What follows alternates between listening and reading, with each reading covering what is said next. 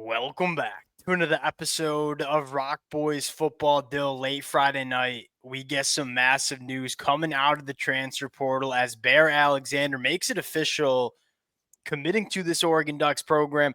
Look, we got the college football playoff game going on right now at halftime, sneaking down to the studio, aka just my basement. I wasn't going to miss an opportunity to talk about this one. To me, this makes too much sense. And we've talked about it over the last couple of weeks when Bear Alexander officially hit the transfer portal. Oregon was one of those names to watch. To me, this makes so much sense. I think most importantly, it's kind of the conversation of can you get the most out of Bear Alexander? Can you put him in an environment where you can maximize this kid's traits? I don't know if there's a better place in the country for Bear Alexander to maximize his abilities than what Dan Lanning has built in Eugene, Oregon. You can't really say that for a lot of other programs across the country. You can tell that culture up in Eugene, it's special. And to me, this one makes too much sense. And then you look at it from a personnel standpoint and say, look at the impact a guy like Derek Carman or a guy like Jamari Caldwell has had on this Oregon defense in the 2024 year. You want the same exact thing going into 2025. Bear Alexander has every ability in the world to give you what Derek Carman's given you. Now, can he go out and do it in 2025? That's the question.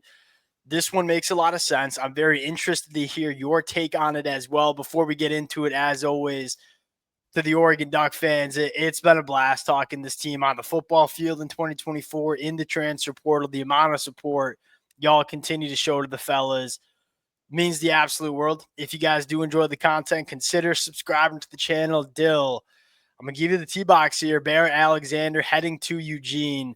How are we feeling about it? And you said it. So there's obviously some questions around kind of what teammates you're getting. And is he going to be the kind of guy you want him to be in the locker room? Because obviously been a couple times in the portal now. Obviously the situation at USC probably didn't play out exactly how you'd want to see it. Yep. You said it. The traits are undeniable. You've seen some really, really good play. Certainly not enough consistency at times for that USC program in 2024. But a guy who, when he's flashed, you can tell there's a level of dominance that he can get to. But again, Oregon's going to lose because you're going to lose probably Derek Harmon. I presume he's going to go to the draft. Yes. Jamari. Yeah, and Dill, so there's two ways for me to look at this. You know, we can talk about the player and how he fits into this Oregon roster, which we're going to get to. And then you can talk about the fit in the locker room. And we're Michigan fans. We talked about getting that Bear Alexander, Michigan going after some defensive linemen in the transfer portal. And we both came to the kind of same conclusion because you're losing kind of a lot of leadership that Michigan has lost the last couple of years, plus transitioning to a new head coach.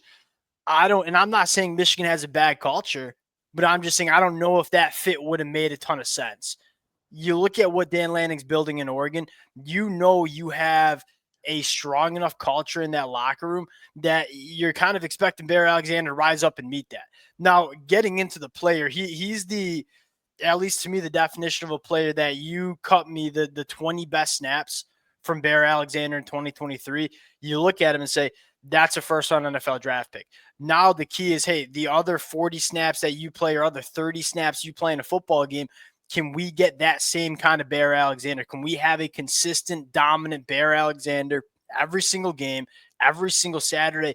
If you get that and you get this kid maximizing himself, he's got that ability to be that game wrecker. And you said it best, Dill, that there's not a lot of holes to pick in this Oregon team in 2024. It's a pretty damn complete football team.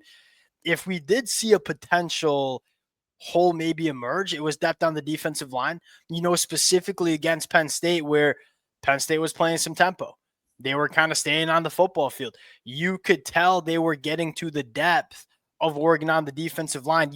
Oregon simply hasn't played a whole lot of guys. Amari Washington's worked in, but the amount of snaps Derek Harmon and Jamari Caldwell are eating up is pretty insane. You look, Michigan's got the same kind of situation where it's hard to take those two guys off the field because obviously Derek Harmon, you almost don't want to take off the field permanently because he's so dominant. He's played so well. Jamari Caldwell, I think his game is taken up to another level. So again, you look at the development of defensive linemen over the past 2 years, especially the two transfers. Love to see it. I think Amari Washington has developed really nicely. You got a bunch of freshmen coming in. And again, if they can get the most out of Bear Alexander, like you said, and like they've done with some other defensive linemen in the way you'd want to see it, you got a really interesting piece because you need someone to be disruptive and dominant in the way you're getting from the top two guys. And again, that was kind of the difference to me from 23 to 24 for this Oregon team is they didn't have that level of production. You're going to need to replace it. And it's going to be some combination of young guys who I think we all think the world of. Like there's some really interesting true freshmen coming up.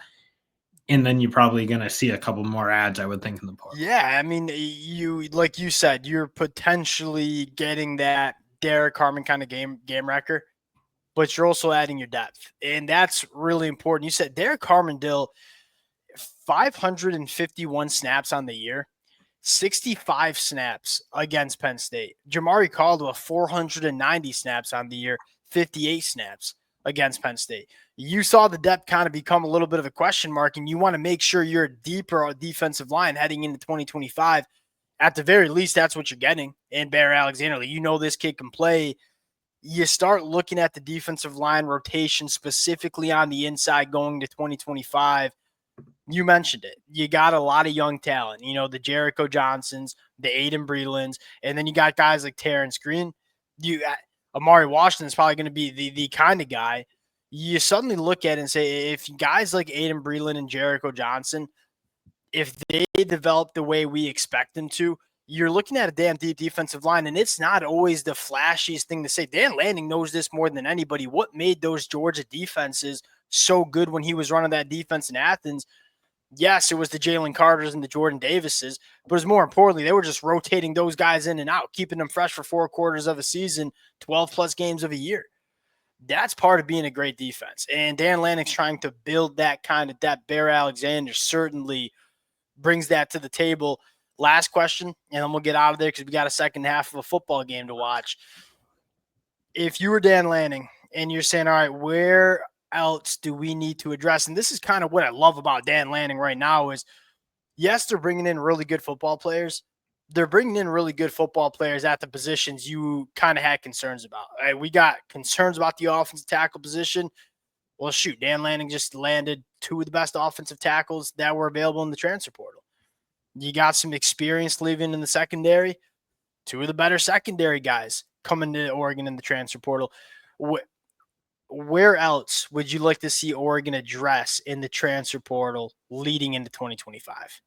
I mean, I'd be surprised if they don't add a linebacker or two. That's probably me too. I'm really comfortable with Devin Jackson coming back, but again, they feel like they've kind of found their rhythm with the Betcher-Bassa combo at that linebacker spot. I think those two have given them the best kind of reps, and Jackson's come in and done a good job, but again, that's going to be a room that I look at. You probably want it to be a little bit more competitive, and you have some interesting young guys. Again, Oregon's going to have this at every position based on the way they recruited high school. You have your guys like Braden Platt, who I think is a very dog. But again, you're Dan Lanning, and you're going to build a team, or at least try to build a team that's going to be hyper competitive every year. And with the way you can use the transfer portal and the way I think you can attract top talent, I wouldn't be surprised if they added another veteran linebacker who at least makes that room more competitive and raises the floor on it. Yeah, and you kind of said it right with the veteran part. Like Betcher, Bassa, that's about it. You know, that was the veteran. That's the veteran leadership. That's the glue that's bringing this Oregon defense together.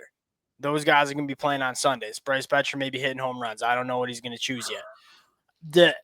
You want to add a guy that's played a lot of football. And you're right. It's not a shot at like Devin Jackson or Braden Platt, who we think. Devin Jackson, you talk about tools, you talk about potential. Devin Jackson has that in troves. But do you want to add a veteran guy that kind of brings it all together? I'm probably with you. There's not a ton of positions that I look at and say, sheesh. Or like you look at the wide receiver position, there's a real good chance you lose your 3 top pass catchers. 4, including Terrence Ferguson. You know, Taz, Evan Stewart, Trayshawn Holden. We'll see about Evan Stewart. Look at the wide receiver. I ain't that concerned about the wide receiver heading into 2025. At linebacker, you're not really sure maybe what the answer is. And so I wouldn't be surprised if Dan Lanning goes out and addresses that in the portal.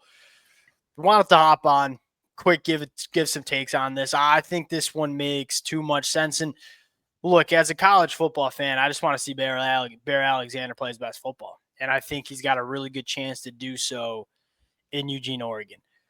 We'll close it out there. Appreciate you guys rocking with it. Again, if y'all do enjoy the content, consider subscribing to the channel. We'll talk to y'all later.